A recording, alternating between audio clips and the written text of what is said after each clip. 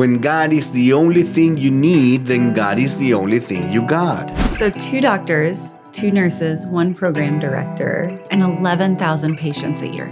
That's a lot of the work that Global Ministries does, not just in Chile, but in Honduras and around the world. This is Pod Strangely Warmed, a place where we tell the good Methodist story, where we have conversations that invite followers of Jesus to seek after that loving, just, and free world that God imagines for us all, and have a little fun along the way.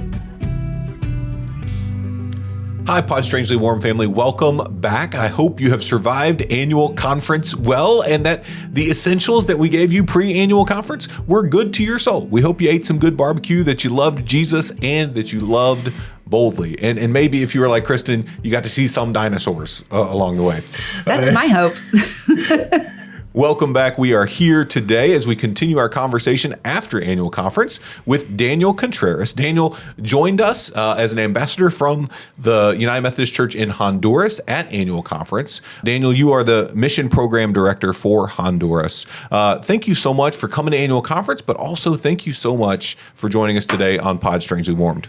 Thank you for having me here. It's my pleasure. It is our great joy to have you here, and Kristin, to have you on board with us. We bounce through the hosting role for this on a fairly regular basis, but rarely are we at the same table at the same time. I know. It's a good day. It is. I love it. Daniel, as we continue the conversation that started at annual conference, I'd love if we could spend a couple of minutes just getting to know you a little better, and because the Horizon Texas Conference is living in partnership with Honduras Annual Conference, and we give thanks for that partnership. We give thanks that Bishop Sines gets to shepherd both of us, although we probably should pray for him in the midst of that, I think, at least for the Horizon Texas side of it. Tell us a little bit about your life growing up and your connection to the United Methodist Church. I grew up around the United Methodist Mission. I'm a 4th generation United Methodist, and I grew up around church all the time. My grandma was in church. My parents were going to church. So I became very acquainted with having missionaries around. And there were people coming from, particularly from America all the time, into this south of Chile. My parents participated in some work that the church in Chile is doing with the Mapuche tribes. Mapuches are the indigenous tribes of Chile. Okay. There is a program for education for Mapuche children, and that's where my parents worked. So groups of American volunteers would come often to church. And this was in southern Chile, but then eventually we moved to the north part of Chile. And the northern part of Chile has a very strong influence of United Methodism and education.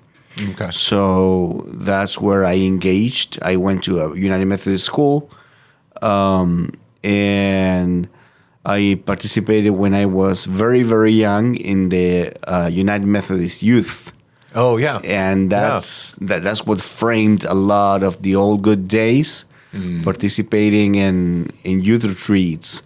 Yeah. And I met my my college sweetheart. She's now my wife, and I met her back in the day. I am sure that she's not listening to this because it is me talking about theology and mission. But just a word of appreciation, all of she does, and I love her. I love you, Karen, and the kids, and thank you for being supportive in mission. Very good. Very good. I was reading on your bio from GBGM that in childhood, your parents would sometimes drive 3 or 4 hours with y'all in the car to go lead Sunday school opportunities and education opportunities for the Mapuche tribes in southern Chile. I think that kind of dedication to church leads kids whose parents live that in one of 2 directions. Either I'm done with church, I'm not ever going to spend time with it, or I'm going to invest my life in it. I'm thankful that it has been a place where you've invested your life. Yes, it does. It does. Absolutely. And I was absolutely engaged. I understood that this was the place I wanted to be. I want to be engaged in church. I love people. and I feel absolutely at home whenever I'm in church. When I've heard you talk, it sounds like the church that raised you, the work of the church that raised you, is very holistic work, right? Forming faith, but also meeting the deep, real needs for education, for healthcare, for kind of meeting the people in an ongoing way. That's a lot of the work that Global Ministries does, not just in Chile, but in Honduras and around the world. The very sense of mission is God's mission for mankind, for multitudes, and God's heart for humanity is the heart of a father for people who are hurting. Yeah, I like this verse in Matthew 9:6 that says that Christ looked at the multitudes and he had compassion for the multitudes. They were like sheep without a shepherd. They were harassed and helpless. yeah. In no way, and I learned this since I was very, very young, in no way we can split being a Christian from social justice and the sense of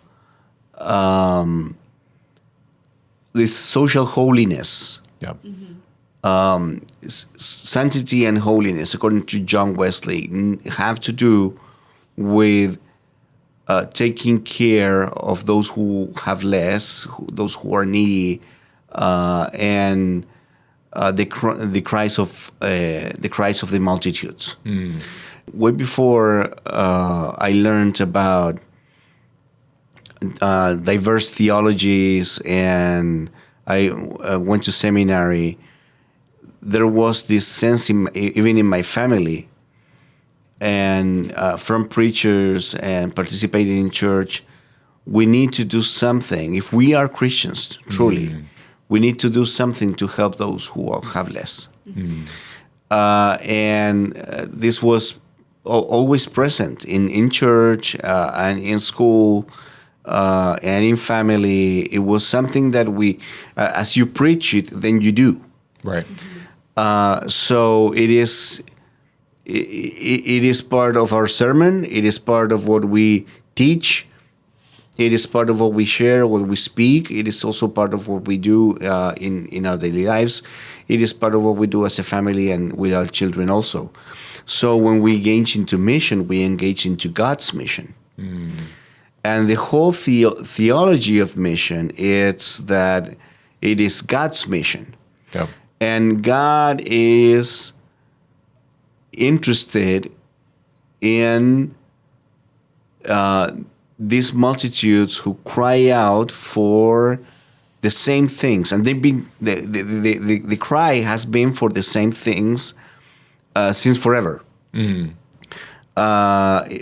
Just as it was 2,000 years ago, it was for belonging in a land and a sense of peace, dignity. All of that, if you look in America, in Honduras, all over the world, it is the same things. People are crying out for belonging, peace, dignity, all of that. Yeah. Those are the cries of the multitudes, and that's what we believe in mission today. Yeah. And so what does that work look like on the ground in Honduras today? Well, how are we bringing belonging and dignity? And I even heard you say land. Like, how are we embodying all of this in mission today? There is a great impact that education is making in Honduras. We have one school. It is called Juan Wesley, after John Wesley. And that school makes a world of a difference. It is a school in an impoverished community. It is located in Ciudad España. Ciudad España is in the outer regions of Tegucigalpa. It's a 40-minute drive from the capital. Okay. And this school, it's a private school. It has 300 children. 1/3 of them have scholarships from Church of the Resurrection. And it is the best available private education for that these kids can have in that town, in that village. Yeah. We are providing an opportunity for children to make decisions about their own future. Yep. Because these are parts of town where maras, gangs, have a great influence. Yeah. Where families do not want kids to study; they want kids to work. So we have a hard time filling in all the spots for the 11th grade and 10th grade because instead of going to high school, the families want kids to start working. In spite of that, that school is a beacon of hope. It's making a world of a difference. And after these kids graduate, they got opportunities of scholarships to go and study in higher education. Very good. So that's one of the things. And the other one, to mention one, because there are many, it is the clinic. There's a migration clinic near the border with Nicaragua. And this is in Danlí. What we see there, it's 11,000 patients in a year. We have thousands of people coming through. Yeah. And they come from very different places. They come from Eastern Europe. They come from Asia. They come from the Middle East. They come also from Southern America. Back in the day, it is not the scenario now, but there was a time when they would go from Venezuela trying to make it into the States, which is not what is happening now. But because of the location, because of where Honduras is located, it is a passage. It's an obligated passage for migrants to go through Central America. So some of the situations are just heartbreaking. Because one thing is that they come physically ill. Right. And during the hot weather time, they come with stomach bugs. And in the colder months, they come with respiratory diseases. And these are children and elderly people, women and men, even some pregnant women. We have babies going through. And in the most terrible cases, they have migrant foot sole syndrome. Their feet are destroyed.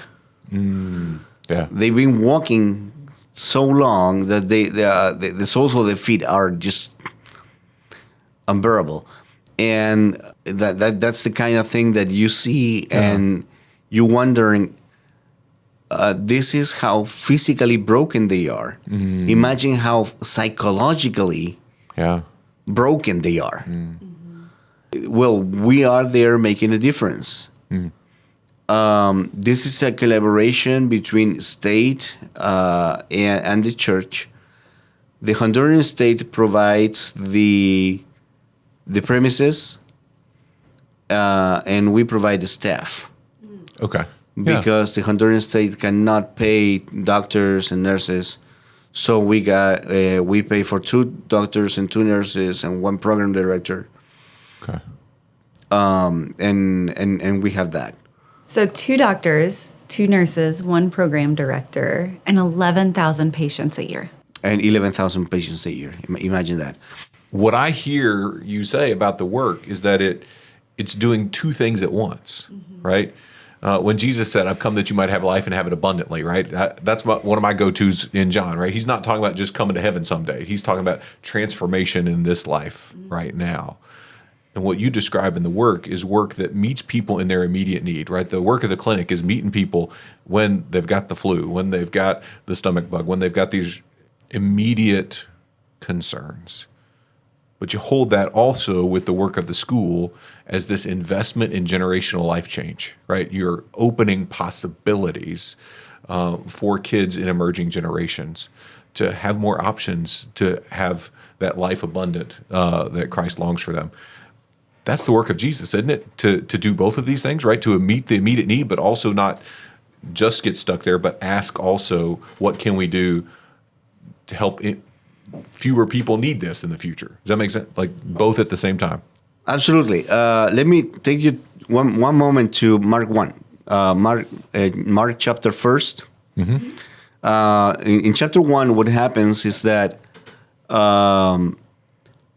there is Jesus coming and he gets baptized, and then he goes to the desert, he's tempted, and then he starts preaching. And he says, time has come, kingdom of God is here, it's time to repent. And that call to repentance summons his followers, and the followers are given a task. And now you are going to follow me to what?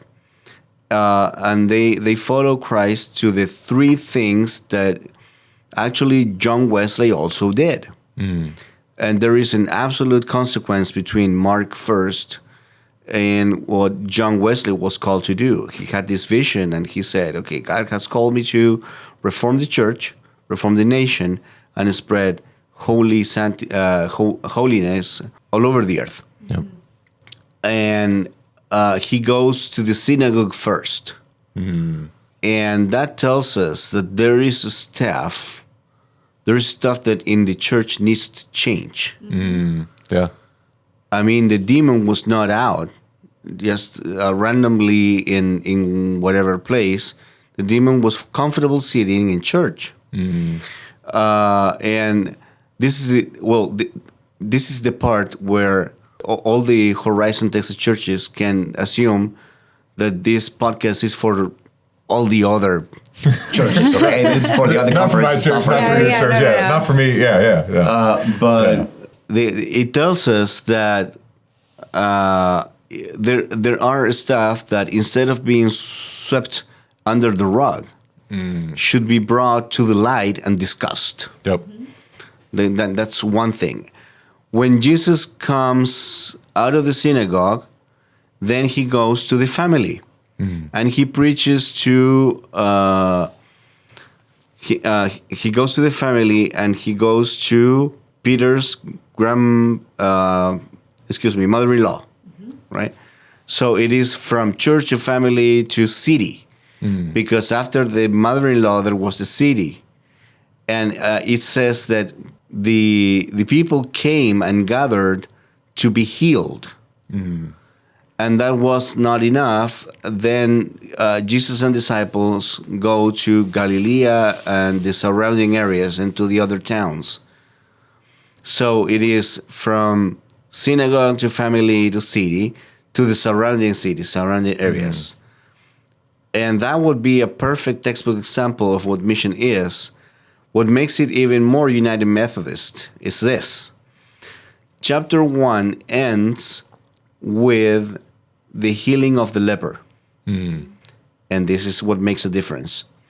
Because healing the leper means that he can now be part of society again. Yeah. When you are a leper, then you are not part of society because you cannot go to the temple where you are healed to be renewed and become part of the people of God again. And you had to be around shouting unclean because of the blood makes you unclean and everything. But once they are healed and they are renewed, their dignity is restored. Yeah. their place in society is restored. That is what United Methodists are all about. The whole chapter of Mark 1, from the preaching of the gospel to the very healing of the people, it is the whole package. And there is not one thing that you can leave out. I mean, Mark 1:1, this is the gospel of Jesus Christ. And if you are going to preach the gospel, it is the whole gospel. Like, it is the whole chapter. It is everything. You cannot discuss Jesus if you don't discuss social justice. We cannot talk about mission in Honduras if we leave out the fact that there are women there who are oppressed, that there are workers who have unjust wages. We cannot talk about Honduras and leave out the fact that there is corruption, that the average worker is honest, but the rulers and politicians are awfully crooked. And so that's those are the kind of things that John in the first chapter. I love Mark 1, but in the first chapter there is John, and John has this idea of quoting Isaiah. Because when you have mission, you need to look at history and you need to look back into Scripture. But John also announced and denounced. So we talk about John the Baptist, but actually, it was actually John the United Methodist. That's it. And he did this all the time. And he said, you are politicians and you are crooked and you are doing this and that. And you know, that's the kind of preaching that gets you beheaded. Yeah, prophets don't have friends. Absolutely. Or not many for very long. I wonder, you've mentioned a couple times this kind of embrace of Wesleyan holiness holistically, right? Personal holiness, about our connection and relationship with God, but also social holiness. Sometimes in the American church, we struggle with making the connection or the disconnection between social holiness and social justice. They're not quite the same, but they form and inform each other. Where do those walk side by side in Honduras? I have the feeling that they work and they walk together in the sense of making disciples. Okay. The goal of the United Methodist Church all over the world is making disciples of Jesus Christ for the transformation of the world. That is the goal of the church also in Honduras. When you ask, all right, we're going to make disciples. What is a disciple? Is it somebody who goes to church? So I want to make disciples. What if I get my numbers, my KPIs? What if I get my numbers to go from 30 to 40 or from 100 to 300? What if I grow up by 15% by the end of the year? What if I baptize a lot of people? Am I making true disciples? Honduras has one of the highest rates of people going to church. So you have church goers. And you ask any random people, okay, do you go to church? Yes, I go here and there from this time to this time on Sundays or on Saturday or whatever.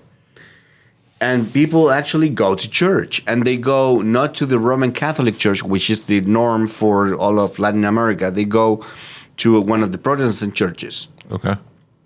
So they are churchgoers. But this is the thing. I really wonder if they are disciples of Christ. And that's a very important distinction.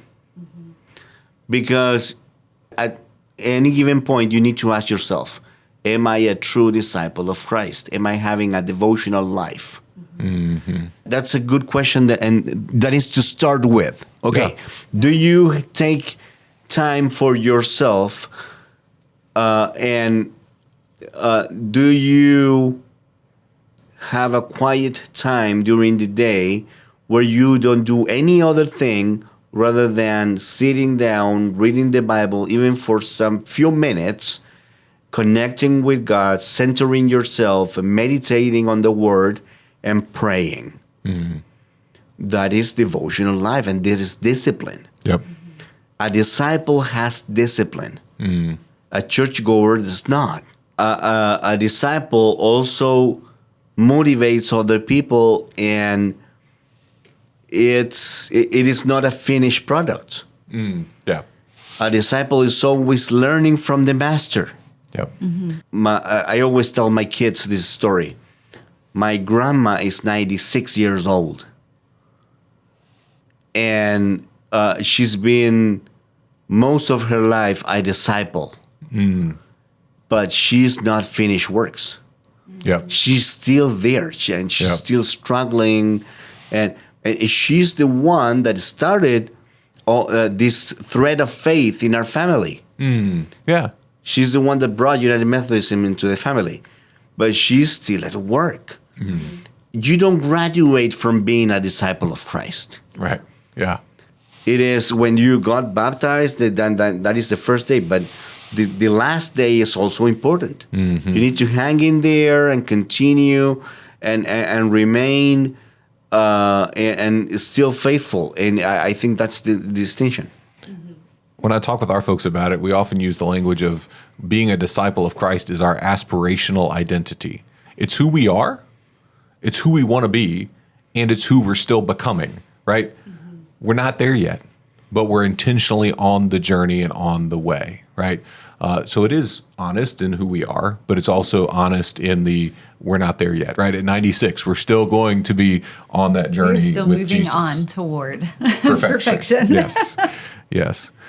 Absolutely. Well, and I really appreciate the distinction between there's a difference between a churchgoer and a disciple. I feel like that's a global conversation. For right? sure. That is as American as it is Honduran, as it is European. I mean, we are well versed at what it takes to set aside an hour a week, but are we really diligent to what is forming us throughout our days? Because this is how we get these artificial separations. You've brought up social justice a couple of times, right? This is how we get these artificial separations between my faith life and my lived life, my life in community with others. Dare I even use the word political life, right? We get that separation from, well, I've done my hour a week, right? Right. But I've paid no attention to what is forming me the rest of the hours of my week.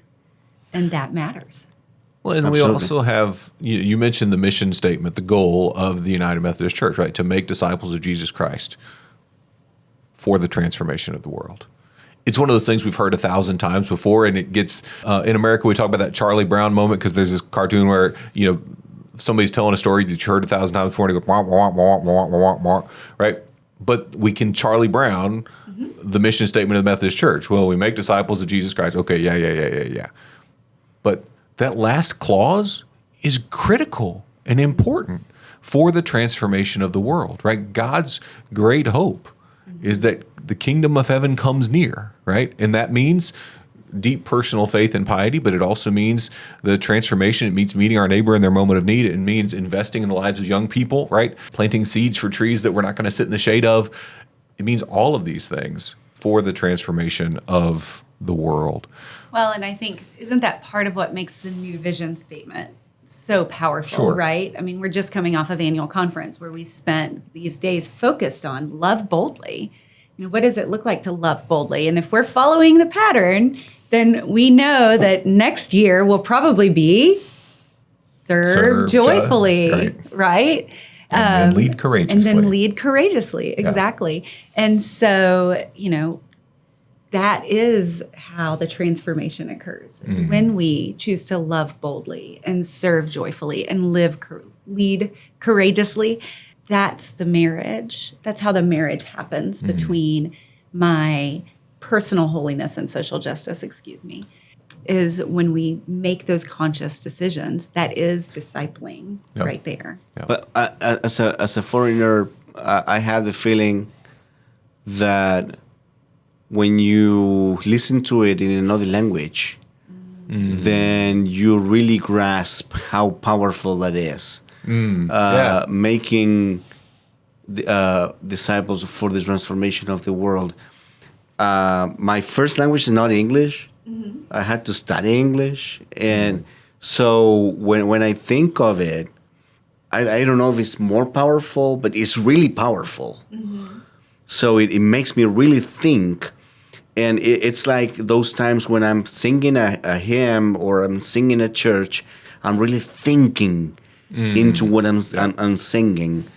You had mentioned earlier, talking about social justice, you've mentioned the clinic, you've mentioned education, but you also mentioned there is a high level of corruption and gang activity. And how is the church speaking into those situations as well in Honduras? One of the things that we are doing is empowering women. And thank you. We have dramatic levels of domestic violence in rural areas, which is absolutely viewed as normal. Unfortunately, in Honduras, if you are a woman in a rural area, you can expect that your husband is going to be worth more. And you are going to be worth less because you are a woman. Birth control is not as widely taught as it should. Girls do not have a saying in what they want to study and how or when they want to become mothers. And this is dramatic in impoverished areas. The poorer you are, then the younger you are going to become a mom and the more kids you are going to have. I was in the Atlantic coast. The levels of poverty I saw there was something that I had only seen in Brazil. There was this family that was living in a hut. They had one room, if you can call it a room, because it was not a room. It was, the hut was made out of banana plants. Yeah. And they had no toilet. They had no sewage system. They had 5 or 6 kids. When mom is getting pregnant, where are those kids? They are sleeping in the same room. They are witnessing everything. So these are the kind of things that we need leaders and lay leaders and pastors in Honduras to really see and change. Last March, we had the first women retreat in years since the COVID. We summoned 40 women from 18 different churches, and they came to Tegucigalpa, and we covered their fee to come, and we didn't charge anything for their meals. It was a one-day retreat, and we flew in the Latin American leader for United Women in Faith, Jessica Solar. She's from Peru. And she taught some workshops about women leadership. This is something that Honduras is doing. It is part of a joint effort also to empower women in ministry. Out of the 3 ordained elders that we have, that Bishop Science ordained in last March, 2 of them are women. This is something that in Guatemala could never happen. Okay. Guatemala is the next neighboring country. Yep. They dropped out of the teaching program because they thought it was the program was too liberal because actually it was because there was one of the teachers there who got together with Pope Francis in a picture that was on the internet. But before that, they had an issue with women being pastors. Mm-hmm. They were not. They wouldn't agree with women being pastors, and that is something in Honduras that we are encouraging. Mm-hmm. Yep. So we need more women pastors. We need more women leaders, and to lead well and to be knowledgeable and accountable. Mm-hmm. So these are the kind of things that need to change. Mm-hmm. The struggle there is enormous. It's the need for just wages for workers. Mm-hmm. That is a colossal battle that we cannot even fathom on how to tackle. I mean, we are going to need a lobby with the Roman Catholic Church and with the people in power and with the Congress and with politicians in Honduras and with a lot of people to make new laws for workers in Honduras. Mm-hmm. And there is not one church that is talking about that. Mm-hmm. Yeah. I think that we could start being a little bit annoying on it. I think the church could stand to be a little bit annoying on things that matter. I wouldn't mind being annoying on that because there is a need for it. Mm-hmm. Mm-hmm. There is a system there. It is very diabolical. It's terrible. It is awful. It is called maquilas. Mm-hmm. Maquilas is factories that make people work 12 or more hours a day. No rights for the workers. There is no insurance. There is no retirement fund. No health insurance. Mm-hmm. There are no benefits. It's all the worst that you can think of a job. Mm-hmm. Yeah. Maquilas. It's a terrible system. It's awful. They need a job. It is the only option that they got. They take it because it is the only thing that there is. Mm-hmm. It's terrible, and that needs to change. Mm. So I hear you naming some definite challenges, and so I think I've got two questions, if that's all right. My first is, what is bringing you hope right now in the work that you see happening in Honduras? Where are you seeing glimmers of transformation and hope? I know that I push this story a lot. I am going to tell it.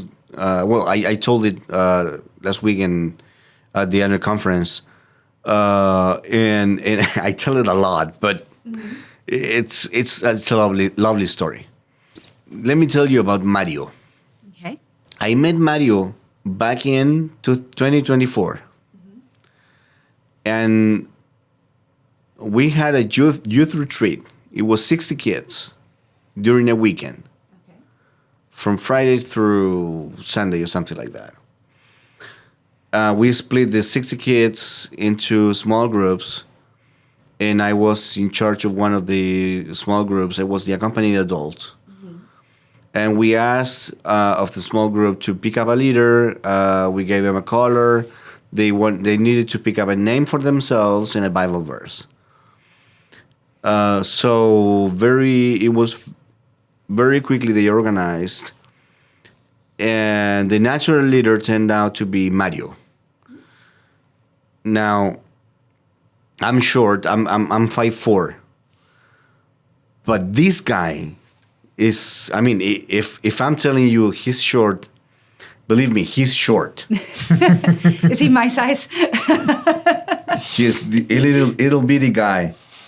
But he had the biggest personality. And he was leading all the way. And there were Bible knowledge competitions and sport games, water games, and all this stuff that makes this youth retreats really fun. Mm-hmm. These small groups was Los Conquistadores, the conquerors.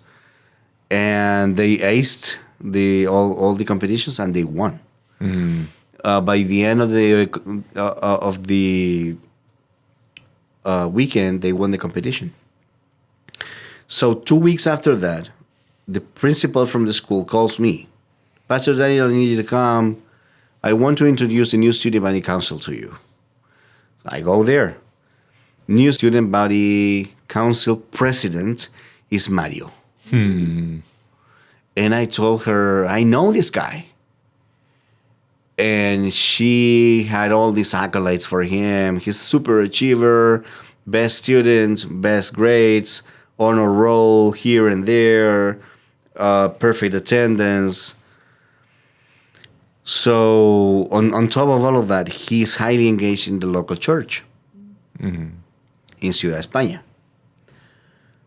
And then she told me something that I didn't know. She said, Mario is the youngest of 3 siblings. And his mother passed away when he was 7 years old in 2019. She went to sleep, didn't wake up the next day. Very tragic, very sad. But the older sister took over. She raised him. The older sister became a teacher at the elementary school. Very good teacher, very capable. And the local church surrounded him with love and became his shield. Yeah. Now, we have to remember where this is. I mean, this is Ciudad España. This is where gangs are seducing kids to become soldiers for their gang. That could have been that very, very bad for him. Yeah. And Mario is still at the school. He's in 10th grade. Next year, 2027, he will graduate from 11th grade, and he wants to go to college. And he already has a guaranteed scholarship to go to college. And what that community has done for him, man, whenever I can, I go there and I tell him thank you for everything that you are doing for him. And that church, faithful leaders, there's Jackie, godly woman, lovely lady. Jackie she's an angel. Sandra, and Alex. Well, if I start naming, then I'm going to leave some other people out. But Amanda, and there are names that these are all people from Ciudad España. They've been there since forever, and they are still doing a good job. They love these kids, and they are mothers to these kids, and they love the kingdom of God so much, and they are making a huge difference. Now, that fills your heart with a lot of hope. Yeah. And that gives you sometimes you go into a meeting and you get out of the meeting and it's like, man, what are we doing? And this and that. And then you see these kind of things. And then there's God telling you, shedding some light on that spot and telling you, okay, this is why you are here. Yeah. Last year, Milton was here. And Milton, he's from Honduras, and he is the UMBIM coordinator. If you are at all interested in going, and I will address our audience here online, if you are at all interested, get in contact with the UMBIM coordinator. You can write an email, and he will get you a budget and a program, and he will assess the needs of a community, and he will get you where you need to be in Honduras. There is a lot to do. Building. We need medical teams. There are wells to be digged. There are roofs to be fixed. There are a number of things that we can do. I mean, there's Bible schools to be taught. There are evangelistic schemes. So there is work for you in Honduras. I love that. Well, I think you may have answered my second question with your story about Mario, but I'm going to ask it anyway. I know a deep passion of yours is deep listening from voices all across where you serve, particularly in the margins. I don't live in Honduras. I've never been to Honduras. But what I would love to know is, what do you believe, what do you see that we in the Horizon Texas Conference can learn from our Honduran siblings with regards to our faith, our service, our love for neighbor? What can we learn about discipleship from y'all? Something that Hondurans do well is trust the process and trust God. Yeah. Hondurans have a lot of faith, very little lawyers, and no insurance. Come to America. We got lots of lawyers, lots of insurance, and I came. You know what? I came.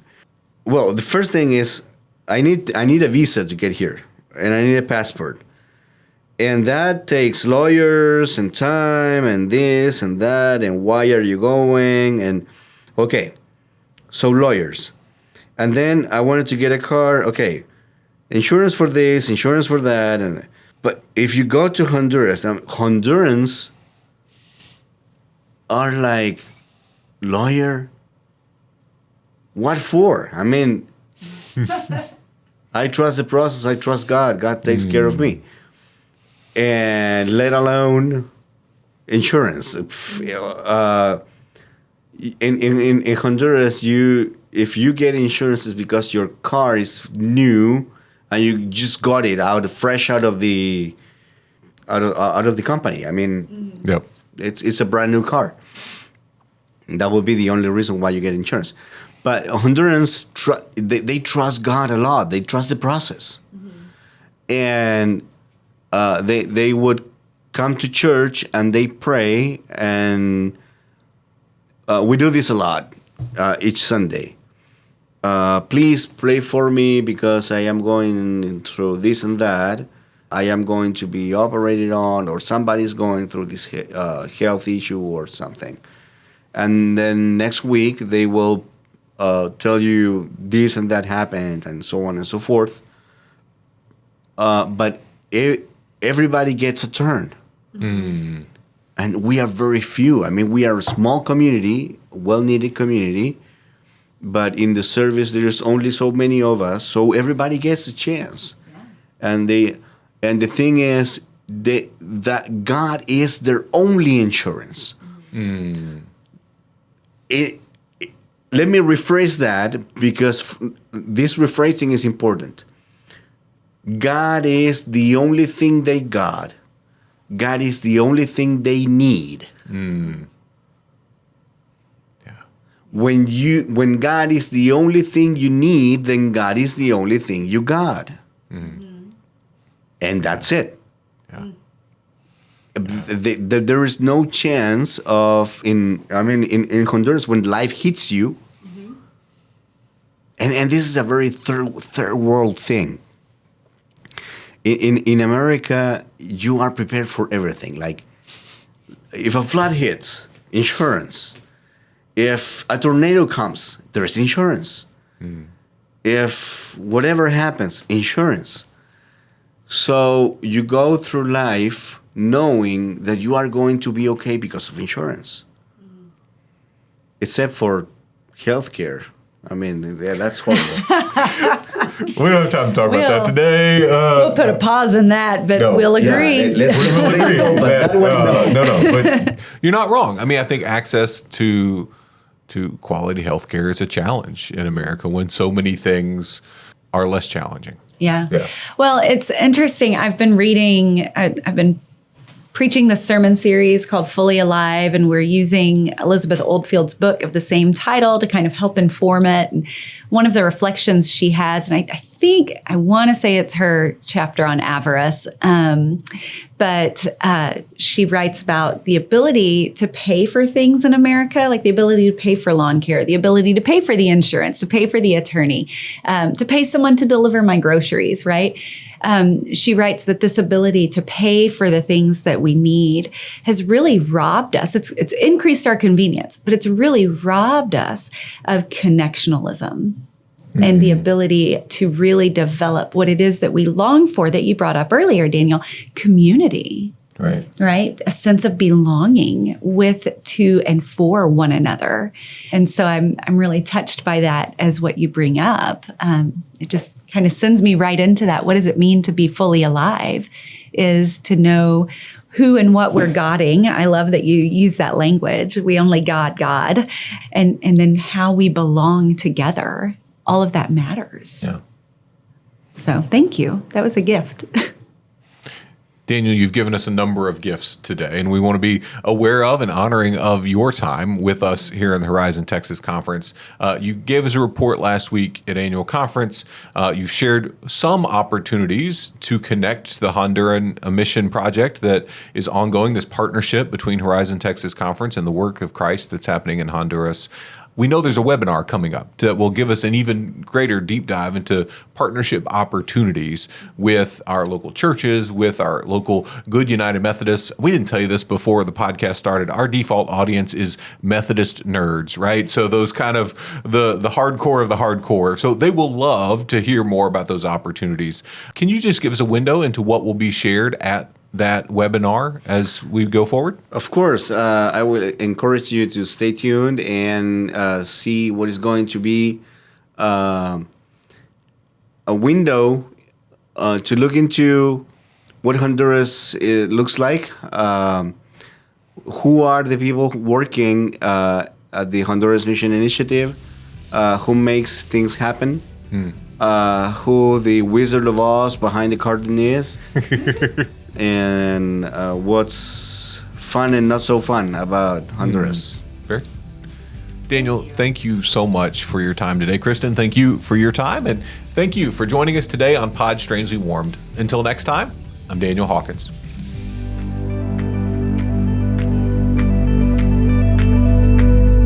This has been Pod Strangely Warmed. If you enjoyed our conversation today, know that you can find us anywhere you find podcasts. On Spotify, Apple Podcast, YouTube, any and all the places, we are there. So if you want to continue the good United Methodist conversation that you've been a part of today, find us, like us, rate us, review us, and share with a friend so that the good news that is happening right here in our own midst can amplify even more. Didn't know if you wanted me to end with an I'm Kristin Warthen or not, so I just left it. I was thinking it's kind of weird that there's two hosts, but only one does the outro. I know. I mean, I can do that. And I'm Kristin Warthen. By the way, Methodist nerds? What about the geeks? What about the dweebs? No, just nerds. Just nerds. What about the cool kids? Did you see the sign on the way in? Jesus loves nerds. Jesus does love nerds. I don't think that is meant to be only nerds. Oh, it's not limited? Dude, I zoned out. I was going to say something smart, and then Daniel, I wish you knew how many times that was exactly what happened to me.